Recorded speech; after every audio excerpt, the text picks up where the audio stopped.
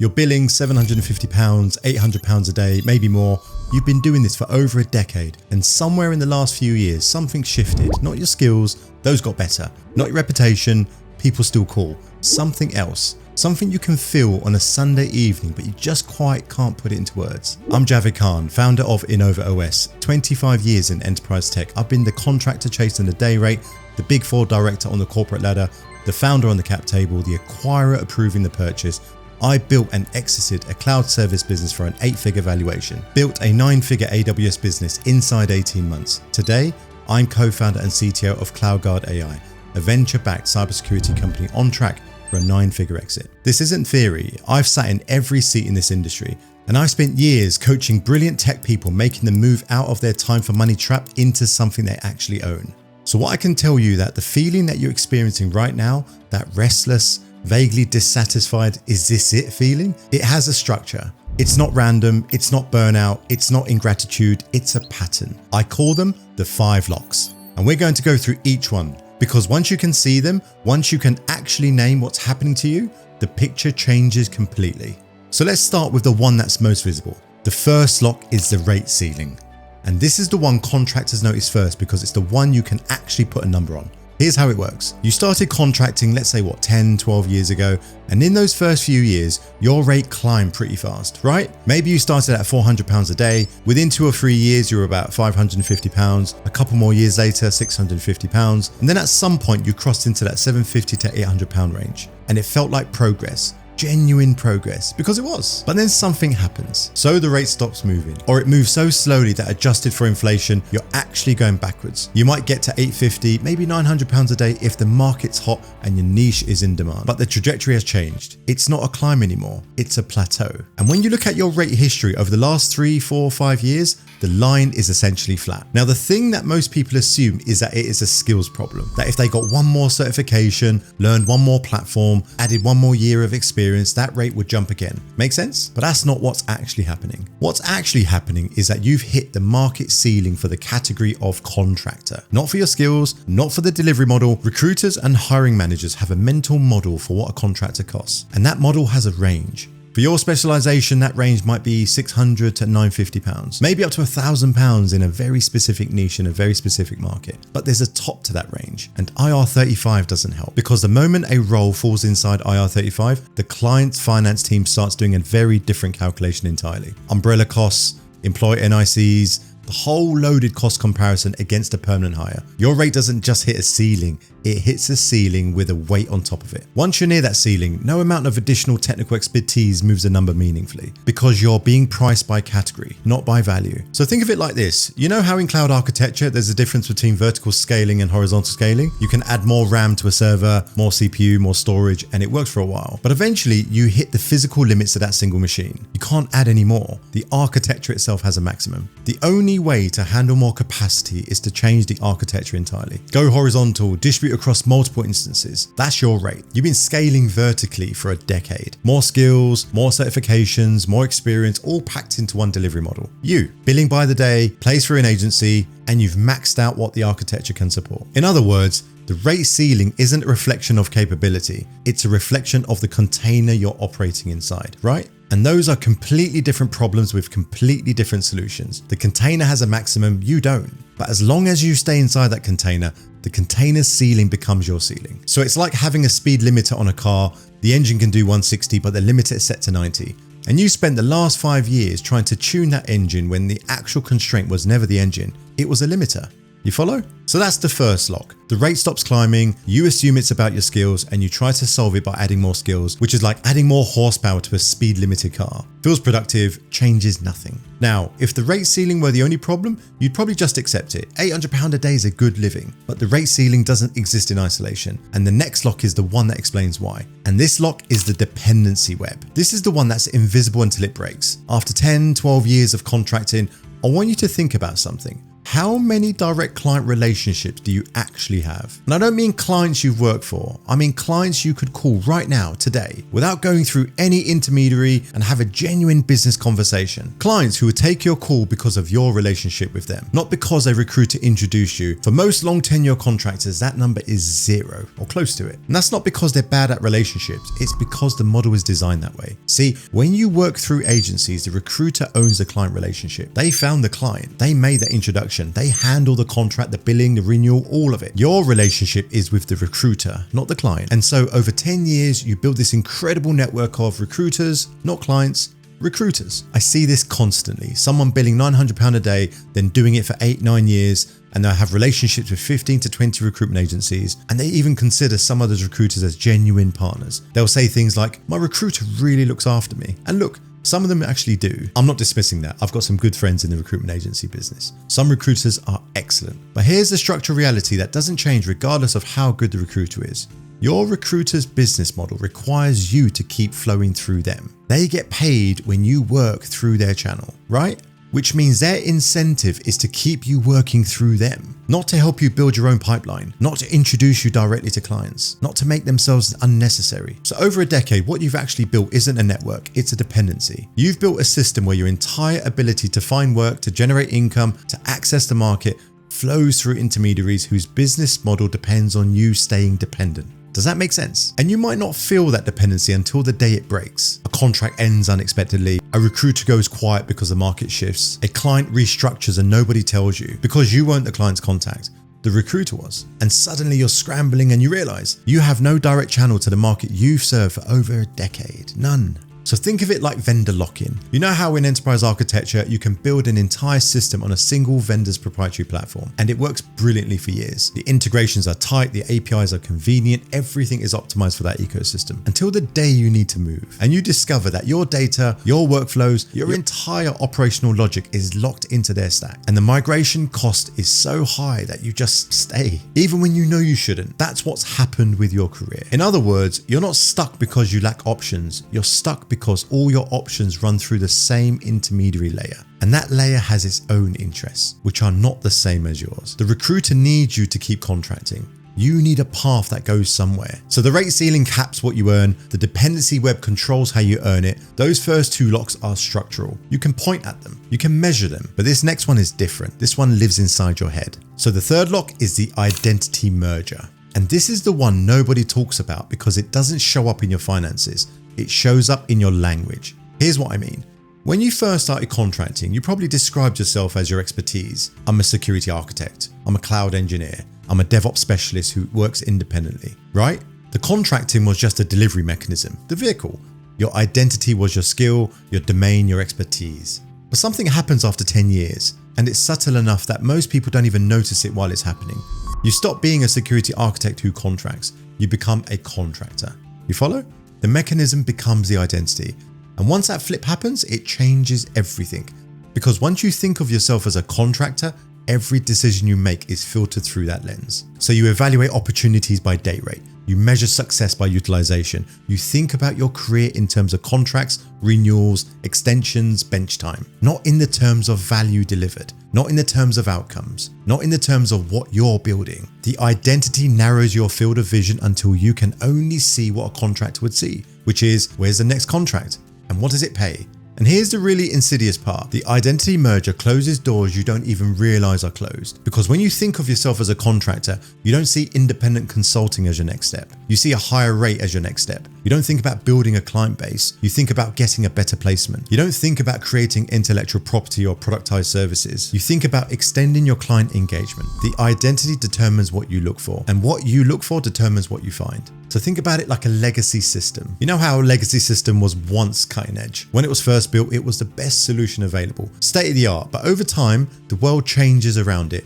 New requirements emerge, new architectures become possible, and the legacy system can still function. It still does what it was originally designed to do, but it can't do what's now needed. It's not broken, it's just outdated. And the longer you run it, the harder the migration because everything else has been built on top of it. Your contract identity is that legacy system. It was the right architecture when you started. It let you earn more than employment, escape corporate politics, gain flexibility, and it worked. But your skills compounded, your experience depended, your value to the market increased, and the identity didn't evolve with any of it. You're still running the same operating system you installed a decade ago. So most people in this situation try to upgrade within the existing system. Higher rate, better agencies, fancier CV, more certifications to stand out from other contractors, but that's just patching a legacy system, right? You can keep it running a bit longer, sure. Extend its life by a few more years, but you're not solving the architectural problem. You're deferring it, and every year you defer it, the migration gets harder.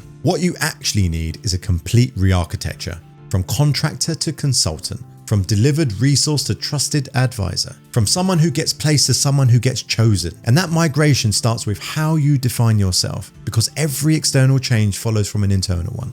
And look, I want to be straight about this next part because it's the one that's going to be the most uncomfortable. So the fourth lock is the comfort anesthetic. And I call it the anesthetic deliberately because an anesthetic doesn't fix anything. It just stops you feeling the pain. Here's the paradox of long tenure contracting. You earn good money, right? £750, £800, £900 a day. So after tax, pension contributions, accountant fees, and factoring in bench time between contracts, that might be 100k to 120k take home. Maybe more, depending on your utilization. And that is a lot of money. That is more than the vast majority of people in this country earn. That's a nice house, it's a decent car, good holidays, your partner's comfortable, your kids are in good schools, the mortgage gets paid without stress. And so the pain of being stuck never gets sharp enough to force action. You're not in a crisis, you're not desperate, you're not staring in an empty bank account wondering how to pay rent. You're just dissatisfied. And dissatisfaction, it turns out, is not a strong enough force to overcome inertia. Not on its own. I just need to get to £1,100 and I'll be comfortable. That's what the security architect told me. Mid-40s, about 14 years contracting. We were on a call. Tuesday afternoon, I think, and I asked him, okay, comfortable for what? What fundamentally changes at £1,100 that's different from £900? Because the truth was, nothing fundamentally would change. The model would still be the same,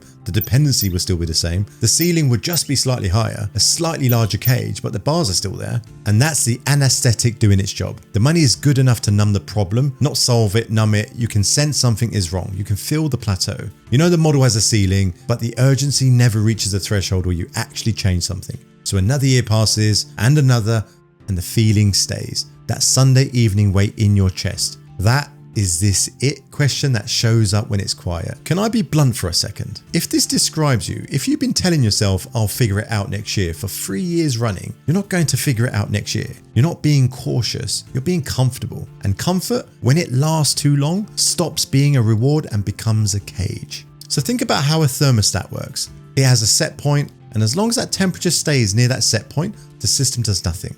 Doesn't heat, doesn't cool, it maintains. Your income is your thermostat. As long as it stays near your set point, near what you've become accustomed to, your internal system does nothing. You don't make changes, you maintain. And here's the real problem. The set point keeps adjusting upward. You start at £500 a day and £500 feels amazing. Then 600, then 750. Each time your lifestyle recalibrates. Your commitments expand, your expectations shift, and so the number you'd need to walk away from keeps getting higher. You see what's happening? The handcuffs tighten. Not because anyone forced them on you, because you gilded them yourself. One rate increase at a time, one lifestyle upgrade at a time, one I'll think about it when I hit £1,000 a day at a time. In other words, the comfort isn't a perk, it's a retention mechanism. And honestly, it works better than any non-compete clause ever could, because you're not being kept by a contract, you're being kept by your own set point, which is much harder to find. So that's the rate ceiling, the dependency web, the identity merger, and the comfort anesthetic. And they all feed into this last one, which I think is the most sobering of the 5. So the 5th lock is the exit void. And what do I mean by that is simple. After 10, 15 years of contracting, what have you actually built? Not what have you earned, what have you actually built? Because there's a difference and it matters. An employee over 15 years builds a pension, equity, if they're in the right company, maybe some leadership experience, and that has market value. They have something accumulated. A business owner over 15 years builds an asset, revenue streams, client relationships, intellectual property, systems that operate independently of them. Something of real value. Something they could, in theory, sell. A contractor builds neither. You don't get a pension, you don't get the equity, and you don't have a business in any real sense, because that moment you stop billing, the revenue stops.